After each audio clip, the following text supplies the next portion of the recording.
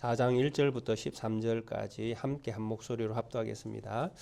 예수께서 성령의 충만함을 입어 요단강에서 돌아오사 광야에서 40일 동안 성령에 이끌리심을 마귀에게 시험을 받으시더라. 이 모든 날에 아무것도 잡수시지 아니하시니 날수가 다함에 줄이신지라.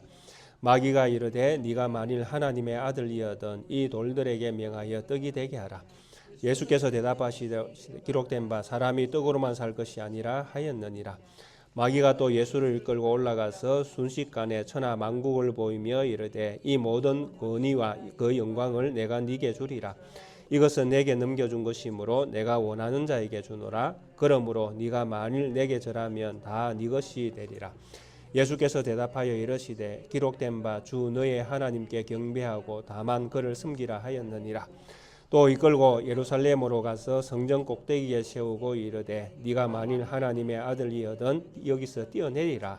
기록되었으되 하나님이 너를 위하여 그 사자들을 명령하사 너를 지키게 하시리라 하였고 또한 그들이 손으로 너를 받들어 네 발이 돌에 부딪히지 않게 하시리라 하였느니라. 예수께서 대답하여 이르시되 주 너의 하나님을 시험하지 말라 하였느니라. 마귀가 모든 시험을 다 한 후에 얼마 동안 떠나니라. 아멘. 오늘은 누가복음 4장 1절에서 13절에 있는 말씀 가운데에 특별히 예수님께서 받으신 시험이 어떤 의미들을 가지고 있는가, 그리고 이런 어떤 시험 받으심에 대한 말씀들을 통해서 우리가 믿음으로 살아가는 이 세상의 믿음의 삶이 어떠해야 하는가 하는 이런 부분들을 예수님의 시험 가운데에 숨겨져 있는 말씀들을 우리가 살펴보면서 우리의 믿음의 삶이 어떠해야 하는가 하는 부분들을 생각해 보고자 합니다.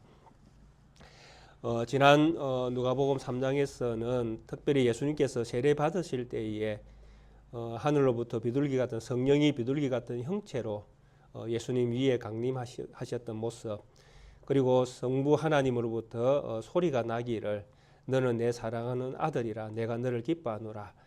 예수님께서 세례를 받으실 때에 예수님의 어떤 그 세례 받는 그 광경 속에서 나타나셨던 그 성령과 또 성부 하나님의 임재하심을 우리가 성경을 통해서 표현되어져 있는 말씀을 보았습니다.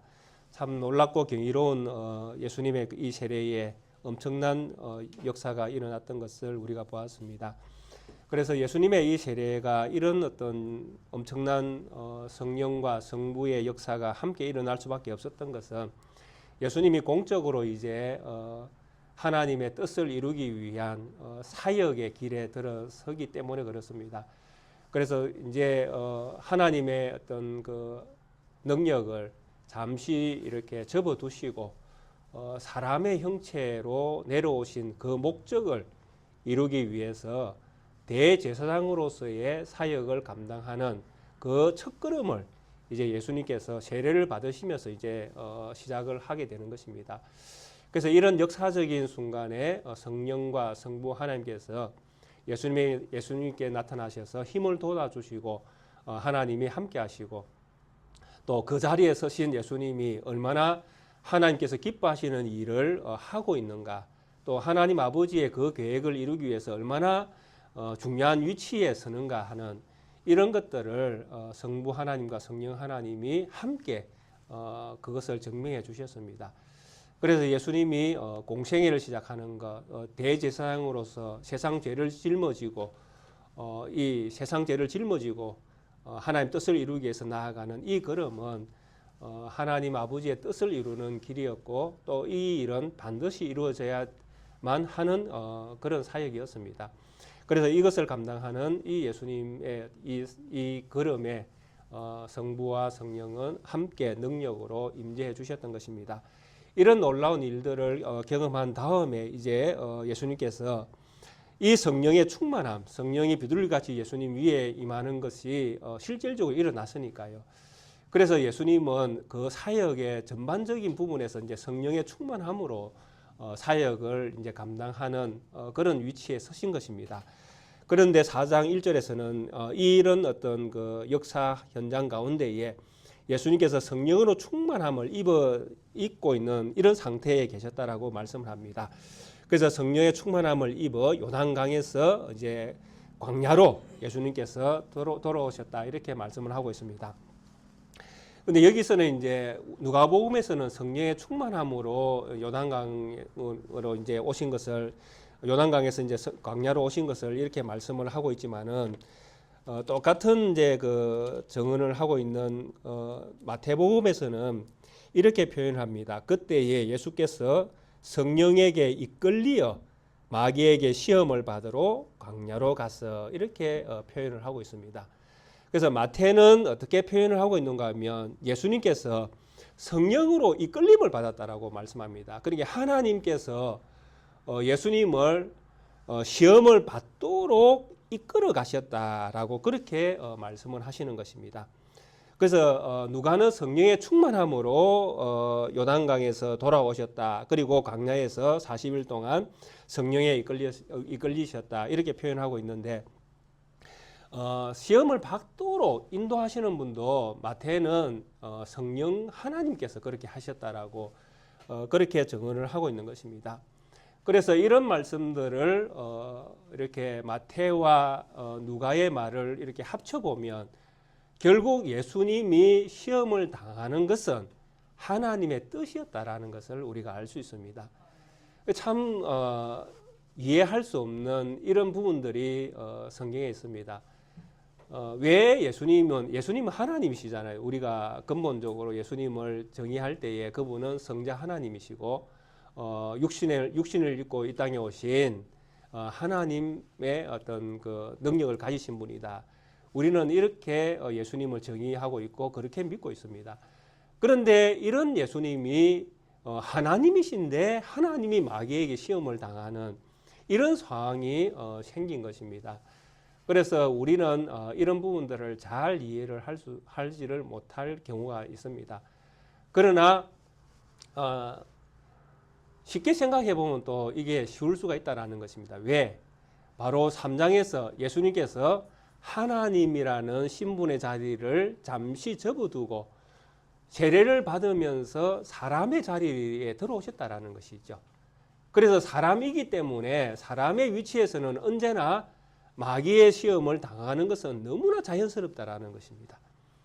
그래서 우리가 육신을 입고 우리가 구원을 받았지만 육신을 입고 이 세상에서 우리의 날이 살아있는 날 동안에 우리에게는 마귀의 시험이 없다라고 생각하면 안 된다라는 것입니다.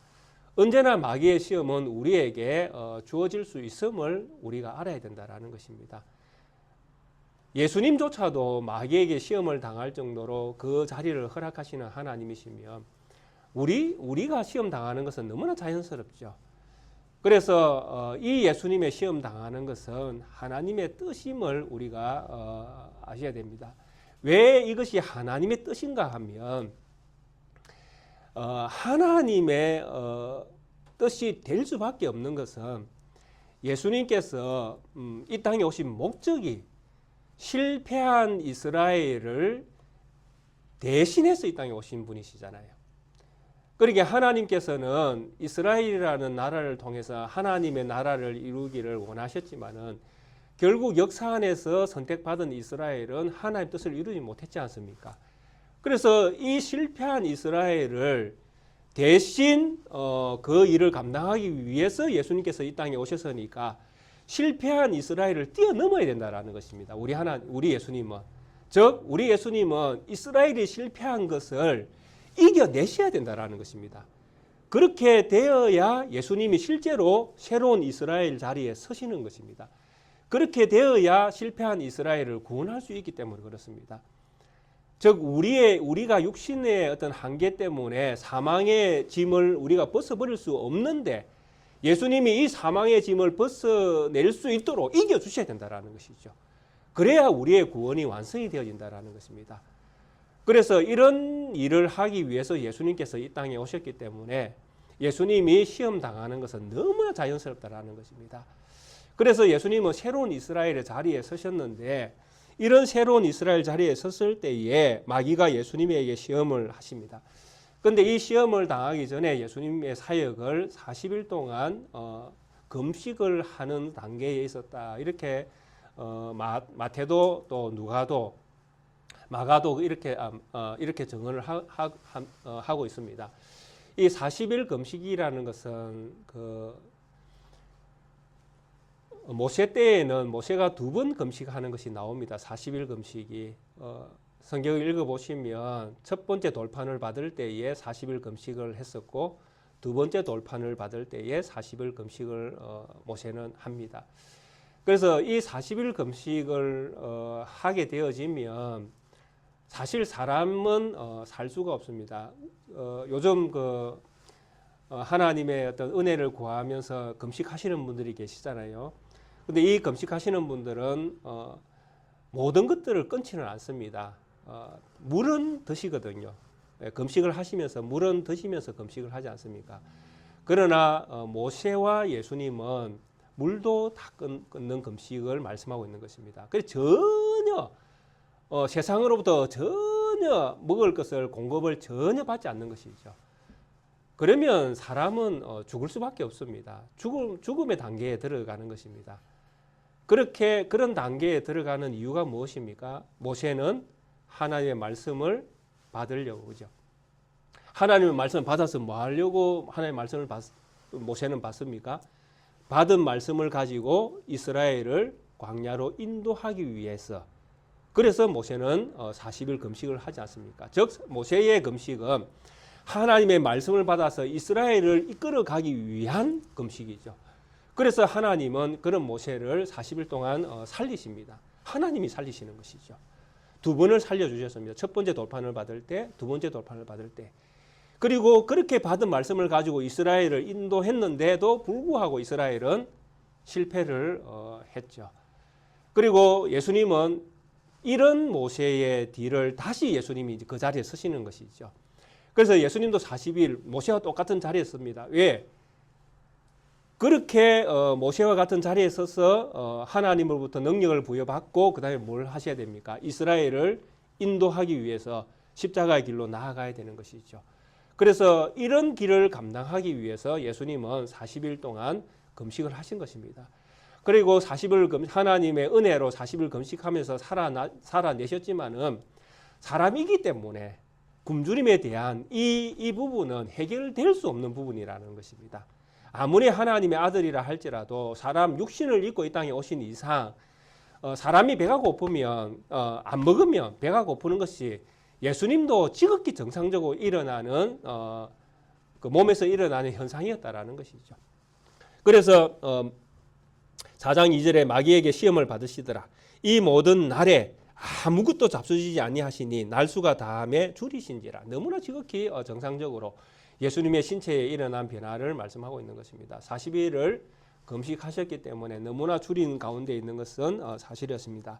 이런 어떤 상황을 잘 아는 마귀가 이제 예수님께 나와서 이런 이제 청을 합니다. 마귀가 이르되 3절에 네가 만일 하나님의 아들이면 예수님은 하나님 아들이십니다. 그런데 마귀는 뭐라고 이야기합니까? 네가 만일 하나님의 아들이면 이 돌들에게 명하여 떡이 되게 하라. 참 달콤한 유혹의 메시지를 던집니다. 네가 하나님의 아들이냐라는 질문을 던졌죠. 그러면 예수님은 하나님 아들이십니까? 아니십니까? 예수님은 하나님의 아들이십니다. 그러면서 이제 그 뒤에 단어가 붙죠. 네가 하나님 아들이냐? 그렇다면 이 돌들을 명하여 떡이 되게 하라. 그러면 네가 진짜 하나님의 아들이다. 뭐 이런 이야기죠. 참 마귀의 이 한마디에 우리는 생각할 것이 생깁니다.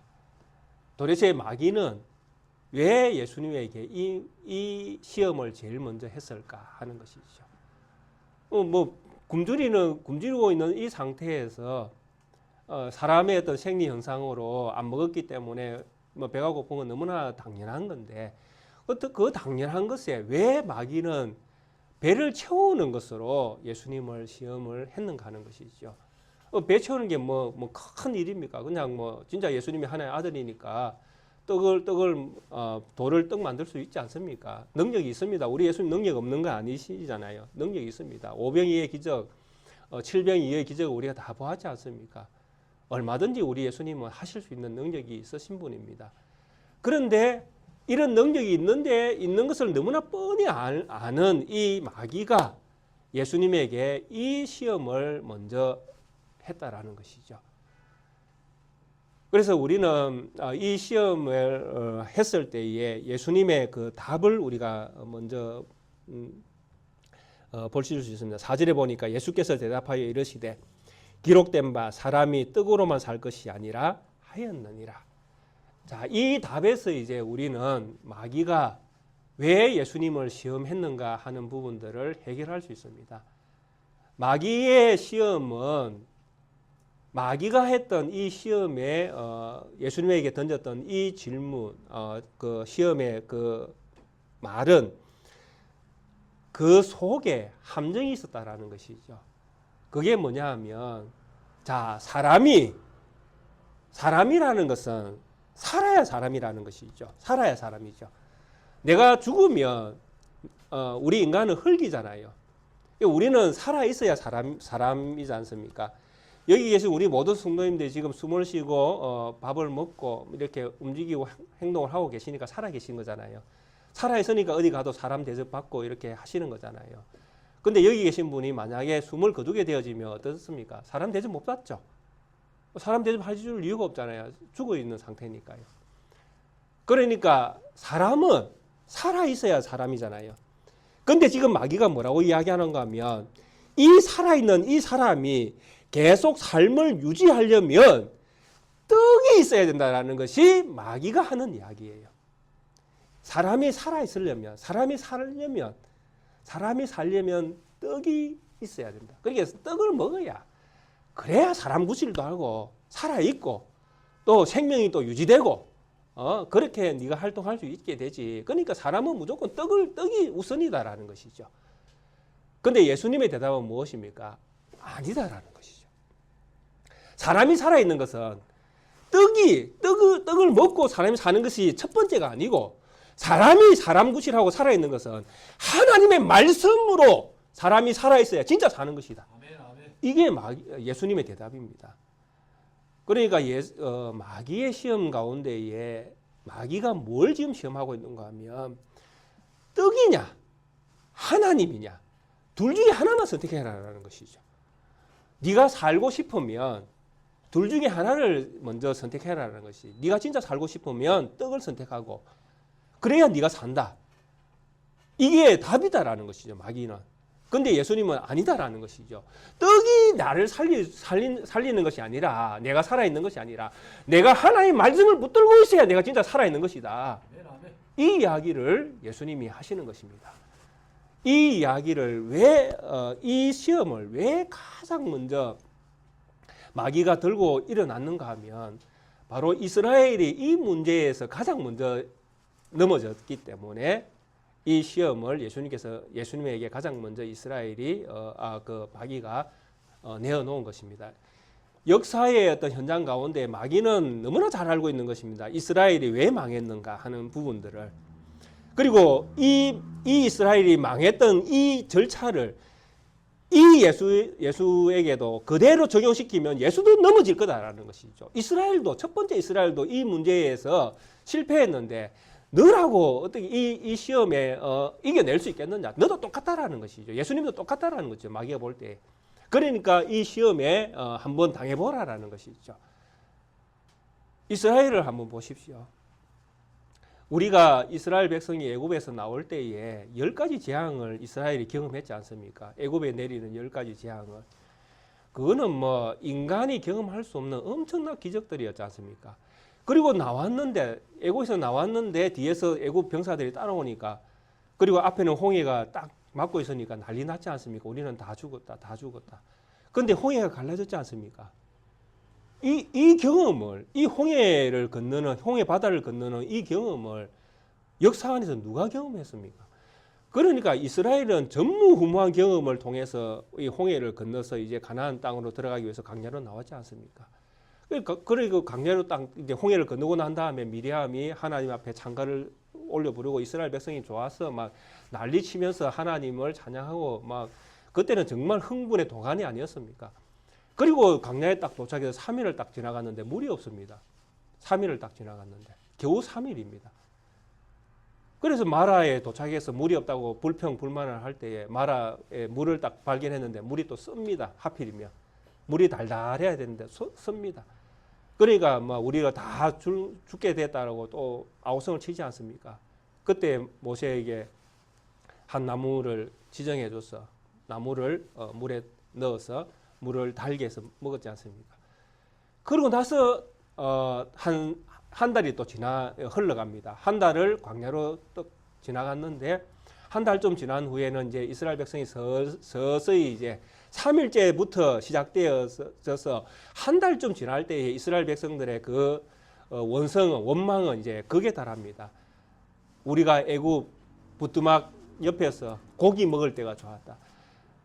그러니까 그들이 애굽에서 종살이하면서 노역하면서 그렇게 수모를 당하면서 살았던 것들은 싹 다 잊어버리고 하나님께서 이스라엘 백성을 불러서 광야라는 땅, 광야라는 이 길을 건너서 가나안이라는 자유의 세계, 그리고 그들이 자기 것이라고 여길 만한 그런 어떤 땅을 주겠다고 하나님이 약속하면서 이 백성을 불러냈는데, 이 백성들은 자유와 뭐 이런 그 자기의 땅이 생기는 것보다 지금 당장 이 광야에서 지금 당장 내 앞에 먹을 것이 없다라는 문제에 지금 그들은 시험에 빠지는 이런 상황이 됐다라는 거죠. 현실적인 문제. 미래에 나에게 가나안 땅이 주어지고 내 집이 생기고 내 밭이 생기는 것이 문제가 아니고 지금 당장 나에게 먹을 것이 없는 이 문제에 이스라엘 백성은 뭐라고 이야기합니까? 차라리 종이 좋다라고 이야기해버립니다. 차라리 종이 좋았다라는 것이죠. 그때에 애굽의 그 부뚜막에서 고기 먹을 때 그게 훨씬 좋았다라는 것이죠. 자유보다는 우리는 얼매여 사는 게 훨씬 낫다라는 것이죠. 왜? 그때는 이런 현실적인 문제를 고민을 안 했거든요. 먹을 것은 주니까요. 뭐 많든 적든 주었지 않습니까? 이것이 이스라엘 백성이 광야에서 한 달 지났을 때 이야기입니다. 현실적인 문제에 이스라엘 백성은 하나님의 원망과 불평과 불만을 다 쏟아냈죠. 그때 하나님께서 뭘 주셨습니까? 밤에는 메추라기를 주셨고, 그죠? 아침에는 만나를 주어서 먹게 해서 이스라엘 백성들에게 이것을 주어서 먹게 하겠다고 약속을 하셨죠. 그러면서 6일째까지는 정해진 오멜만큼만 거두고 6일째에는 2배를 거두어서 7일째까지 안식일까지 두었다가 먹어라. 그러니까 늘 하나님이 먹을 것을 공급해 주신다라는 것을 보여주셨죠. 그런데 이스라엘 백성은 늘 하나님이 주신다라는 것을 말씀으로 그들에게 말씀해 주셨지만 이스라엘 백성들은 현실적인 문제를 벗어나지 못했습니다. 안식일에도 뭐하러 갔습니까? 만나가 있는가 해서 또 나갔죠. 그러니까 이스라엘이 끊임없이 무슨 문제에 실패했는가 하면 현실적인 문제에 끝까지 실패했다라는 것입니다. 우리의 육신의 한계를 가지고 살아가는 우리와 똑같은 모습입니다. 오늘 우리가 하나님의 능력으로 예수 그리스도의 은혜로 우리가 하나님의 자녀가 되어 이 세상에 살아가고 있습니다.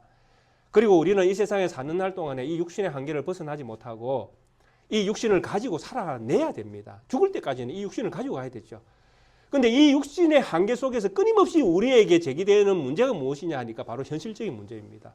먹고 사는 문제. 이 세상에서 무엇을 먹으며 무엇을 입으며 무엇을 마실 것인가. 이 문제는 우리를 떠나지 않는다라는 것입니다. 왜? 우리가 육신을 가지고 있기 때문에. 그래서 우리가 살아있는 날 동안 늘 고민하지 않습니까? 오늘은 뭘 먹을까? 내일은 무엇을 입을까? 또 조금 지나면 날씨가 추워진다는데 어떤 옷을 입어야 더 따뜻할까? 집은 어떻게 보온을 유지해낼 것인가? 뭐 우리는 매일매일 이 문제를 가지고 고민을 하면서 살아가고 있지 않습니까? 그런데 하나님은 이 마귀가 이 시험을 가지고 예수님에게 딱 나왔을 때에 예수님이 뭐라고 말씀하셨습니까?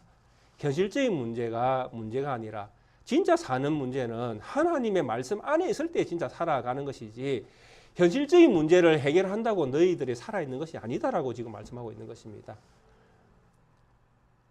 그런데 우리는 끊임없이 무엇을 원합니까? 현실적인 문제를 원하죠. 우리는. 하나님께서 끊임없이 우리에게 말씀을 공급해 주시고 66권 생명의 말씀을 우리에게 주셔서 언제든지 우리가 하나님의 말씀과 가까이 하고 살아갈 수 있도록 하나님이 정말 좋은 환경을 우리에게 주셨지 않습니까? 근데도 불구하고 우리는 이 환경 속에서 이 말씀 중심으로 하나님의 말씀이 생명입니다라고 이렇게 우리가 믿고 살아가는 것이 아니라 오늘은 무엇을 먹으며 살아갈 것인가? 오늘은 무엇을 할 것인가? 오늘은 어떤 일을 하며 또 어떤 벌이를 하며 늘 우리는 현실적인 문제에서 벗어나지 못한다라는 것이 있죠. 이것이 이스라엘 백성들이 가졌던 진짜 현실적인 문제입니다. 그래서 그들은 결국 어떻게 했습니까? 40년 동안 하나님께서 만나를 내려주시고 메추라기를 먹여주셨지만 결국 그들은 40년이 지난 다음에 가나안 땅에 들어가지 못했지 않습니까? 제2세대가 들어갔지 않습니까? 1세대들은 다 광야에서 죽어나가고 무엇 때문에 그렇습니까? 그들이 하나님을 믿지 않았기 때문에. 믿음의 사람이 아니면 결국 하나님 나라에 들어갈 수가 없는 것입니다. 하나님의 나라에 들어가는 그 과정은 결국 우리가 우리의 현실 가운데에 우리의 고백으로 말미암아 결국 이루어지는 일이지 않습니까? 내가 있는 이 광야에서 내가 무엇을 고백할 것인가 하는 것이죠. 예수님은 40일을 금식하셨습니다. 정말 먹지 않으면 죽을 수도 있는 상황입니다. 우리 예수님의 상황이 그렇습니다. 40일을 금식하셨기 때문에 하루 더 굶으면 실제로 죽을 수도 있습니다. 그래서 실제로 몸이 줄이신 거예요. 배가 먹을 것을 달라고 자꾸 요구하고 있는 것입니다. 육체가. 그런데 이런 상황 속에서 마귀가 와서 예수님을 시험합니다. 네가 하나님의 아들 아니냐. 이 돌을 떡이 되게 해서 먹어라. 그리고 너는 살아라. 그래야 하나님의 일도 할 거 아니냐. 이 이야기를 지금 하고 있는 것입니다. 하나님의 일을 하기 위해서는 먼저 네가 먹고 살아야 된다는 것이죠.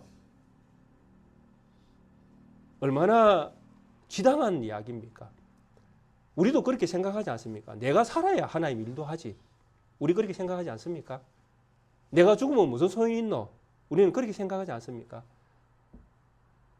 그러나 정말 하나님의 뜻을 이루기 위한 그 길은 어디에 있습니까? 죽음에 있었죠. 우리 예수님께서 십자가를 지신 죽음에 정말 하나님의 비밀이 열리지 않습니까? 정말 사는 길은 십자가에 있었지 살아있는 생명에 있은 것이 아니잖아요. 그런데 마귀는 끊임없이 우리가 살아야 하나님의 뜻을 이룰 수 있다라고 그렇게 유혹을 하는 것입니다. 저희 교회의 미래도 똑같지 않습니까? 우리가 살아있고 우리 후손이 우리의 믿음을 지키고 이 교회에 그래도 뭔가 남아있어야 하나님의 말씀이 계속 유지될 것이 아니냐. 그런 현실적인 문제에 우리가 고민할 이유는 사실은 없지 않습니까? 결국은 하나님께서 하실 부분이니까요. 다만 우리가 해야 될 일은 무엇입니까? 오늘 우리가 이 현실적인 문제 속에서 무엇을 벗어버리는 것입니까? 현실적인 문제를 벗어버리는 게 우리가 해야 될 일이죠. 정말 하나님의 말씀이 살아있는 생명인 것을 우리가 믿어야 될 거 아닙니까? 이것이 우선이 되어야 되고 이것이 전부가 되어져야 진짜 하나님의 역사가 우리의 삶 가운데서 시작되는 거 아니겠습니까? 그래서 마귀가 이 문제를 가지고 예수님에게 시험을 한 것입니다. 이스라엘이 실패했던 것들을 똑같이 예수님에게도 실패하도록 유도하는 것이죠. 만약에 이제 과정을 한번 가정해 보겠습니다. 만약에 예수님께서 이 돌을 떡이 되게 만드셨다면 어떻게 될까요? 예수님께서 하나님의 아들이시니까 만약에 진짜 예수님께서 이 돌을 배가 고프셔서 떡으로 만들어 드셨다면 어떤 일이 일어나겠습니까? 정말 상상할 수 없는 일들이 일어나게 되죠. 왜? 예수님은 장차 뭘 하셔야 됩니까? 십자가를 향하여 나아가 정말 이 세상의 모든 죄를 짊어지고 그 사람들의 예수님을 배반한 그 사람들의 손에 의해서 십자가에 달려 돌아가셔서 이 세상을 떠나셔야 되잖아요. 이 세상의 옷을 벗어버려야 진짜 새로운 세상을 가지고 오실 수 있지 않습니까? 근데 만약에 우리 예수님께서 정말 배가 고프셔가지고 떡을 만들기 위해서 돌을 이용했다면, 돌을 가지고 떡을 만들어 먹었다면, 우리 예수님은 십자가 앞에서도 그렇게 하실 거예요. 우리 하나님 앞에 기도하셨던 것처럼 이 잔을 내게서 옮겨 주옵소서. 그리고 예수님께서 그 다음에 뭐라고 말씀해요? 아버지 뜻이면 내가 지겠습니다. 라는 게 나중에 결론이지 않습니까? 근데 오늘 이 순간에 예수님이 돌을 가지고 떡을 만드셨다면 십자가 앞에서 아버지의 뜻이면 이 잔을 옮겨서 내가 이 잔을 마시지 않도록 해주십시오라고 기도하면서 결국 예수님은 뭘 하셨겠습니까? 그 잔을 스스로 옮겼을 것입니다. 무슨 말씀이 이해가 되십니까? 예수님은 자기의 어떤 삶을 조금이라도 이롭게 하기 위해서 하나님의 능력을 사용하신 적이 한 번도 없다라는 이야기입니다. 우리 예수님이 하나님의 신적인 능력을 이 세상에서 사용하실 때에는 자신을 위해서가 아니라 철저하게 자기가 구원할 백성들을 위해서 하나님의 능력을 사용하셨다라는 것입니다. 그들에게 하나님의 뜻을 보여주기 위해서, 그들에게 예수님이 메시아인 것을 깨닫게 해주시려고, 그런 분명한 목적, 하나님의 뜻을 이루기 위한 분명한 목적, 그 이유에서만 예수님이 하나님의 신적인 능력을 사용하셨다라는 것입니다. 그러니까 사사로이 자기 자신을 위해서 결코 하나님의 능력을 빌려서 사용하신 적이 한 번도 없다라는 것입니다. 이것이 너무나 중요합니다. 왜 그렇습니까? 오늘 우리가 살아가고 있는 우리의 시대에 이 하나님의 이름으로 모여있는 이 수많은 교회가 하나님의 이름을 이렇게 사용한다라는 것이죠. 사사로이 자기 자신들의 유익을 위해서 끊임없이 하나님의 능력을 구한다라는 것입니다. 얼마나 모순적인가 하는 것을 우리가 알지 못한 채 믿음의 생활을 하고 있다니까요. 우리는 너무나 자연스럽습니다. 하나님 앞에서 우리가 기도하고 우리의 소원을 구하고 그리고 우리의 소원에 하나님이 맞추어 주시는 것, 이런 부분들은 우리의 믿음의 생활 가운데는 너무나 익숙한 부분들이죠. 지금까지도 해왔고 앞으로도 할 것이고 또 이 교회가 존재하는 이상 계속 되어질 부분들처럼 보여집니다. 왜냐하니까 우리 하나님은 전지전능하신 하나님이시고 천지 만물을 창조하신 분이시고 우리의 생사화복을 주장하시는 분이시고 그리고 우리의 기도를 들으시는 분이시니까요. 그렇게 믿고 있잖아요. 우리가 천지 만물을 창조하신 전지전능하신 만물의 창조자 되신 지극히 높으신 우리 아버지 하나님, 그렇게 하나님을 높여드리면서 우리는 우리의 부족함을 그분이 채워주시기를 끊임없이 기도하고 있지 않습니까? 이거는 우리의 믿음의 생활 가운데에 끊임없이 반복되어지는 것입니다. 그런데 여기에서 함정이 무엇입니까? 우리가 사사로이 우리 자신의 유익을 위해서 구하는 그 기도를 거쳐야 된다는 것이죠. 예수님은 한 번도 그렇게 하지 않으셨잖아요. 그런데 우리가 예수님을 믿는다고 하면서 우리는 왜 예수님을 따르지 못합니까? 끊임없이 우리는 예수님을 믿는다고 하지만 실제로 예수님이 사신 그 삶의 발자취를 우리는 예수님께서 분명히 말씀하셨잖아요. 누구든지 나를 따라오려거든 자기 자신을 부인하고 네 십자가를 지고 나를 쫓으라고 했는데 우리는 예수님을 믿는다고 하면서도 그 예수님이 가신 길을 우리는 그 길을 싫어한다라는 것이죠. 몰라서 못하고 알아도 안 하고 그게 우리의 모습이라는 것입니다. 정말 사사로이 우리는 하나님 능력을 사용해서는 안 됩니다. 그리고 사사로이 하나님 능력을 구해서도 안 됩니다.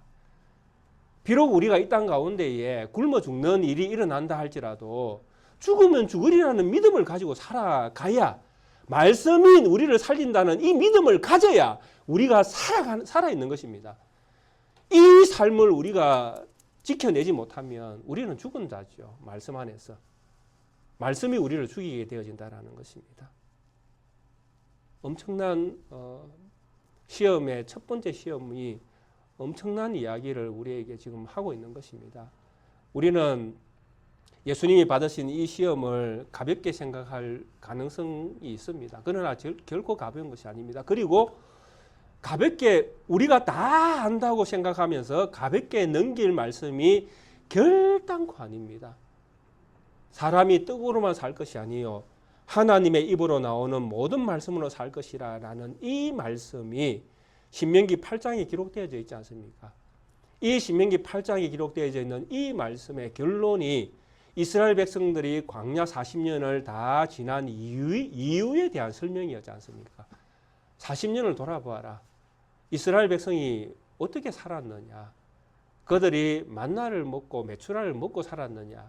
아니면 하나님의 말씀 안에 있어야 살았느냐? 결국 성경은 우리에게 답을 줬죠. 갈렙과 여호수아를 통해서 우리에게 답을 줬지 않습니까? 누가 살아났습니까? 갈렙과 여호수아. 이들이 하나님의 말씀 안에 있어서 결국 가나안 땅을 보았지 않습니까?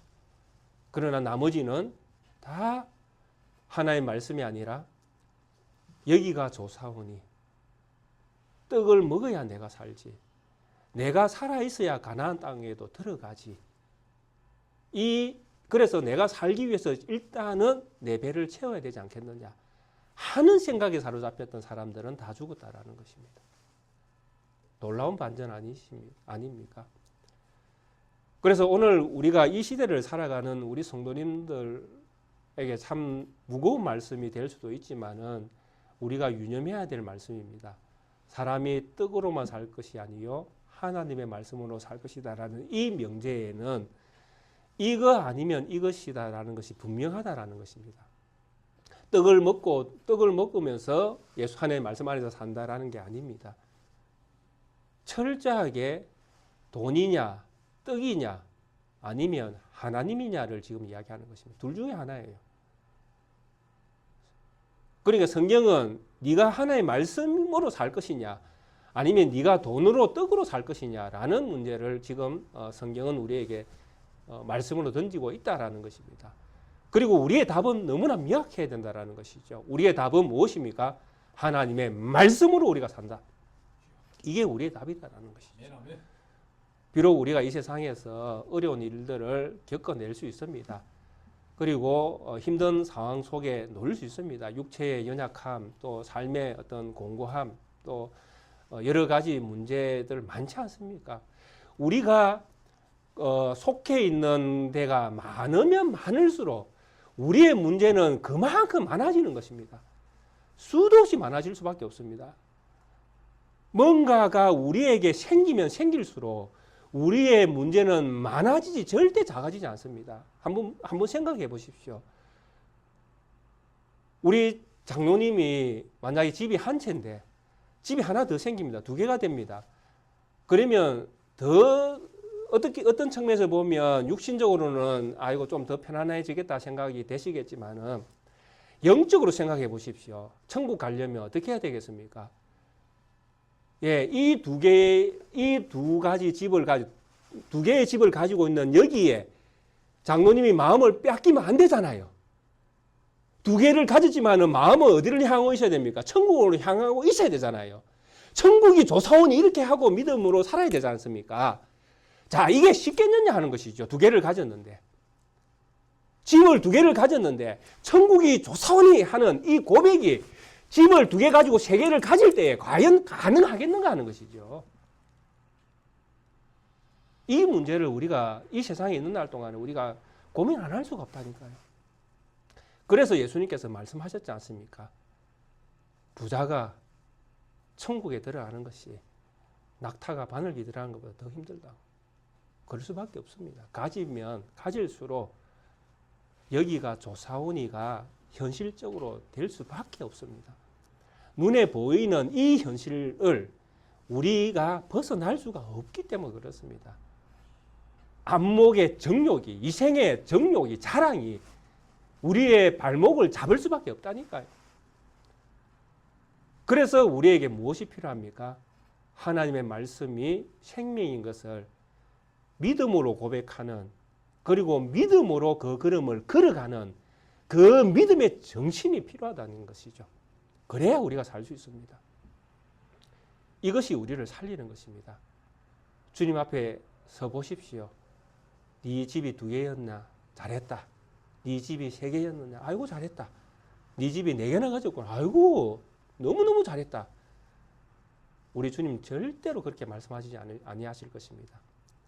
네가 집이 1개임에도 불구하고, 아니 네가 집이 없음에도 불구하고, 아니 네가 집이 4개임에도 불구하고, 네가 그럼에도 불구하고 언제나 하나님의 말씀이 정말 생명인 줄 알고 살아. 그것이 잘했다. 그 믿음의 정신이 네가 칭찬받을 일이다. 우리 주님은 분명히 그렇게 말씀하실 것입니다. 사랑하는 우리 모든 성도님, 떡이냐 돈이냐, 예수님은 첫 번째 시험에서 이 문제를 마귀로부터 받았습니다. 그러나 우리 예수님은 말씀으로 그 마귀의 꾀계를 물리치셨습니다. 사람이 사는 것은 떡으로가 아니라 하나님의 말씀이다. 나는 하나님의 말씀을 지키며 사명을 감당하기 위해서 이 자리에 섰다. 그리고 나는 그 길을 걸어갈 것이다. 라고 분명히 우리 예수님은 말씀으로 마귀에게 경고를 날렸습니다. 이 순간 뱀의 후손의 머리는 박살이 나기 시작했습니다.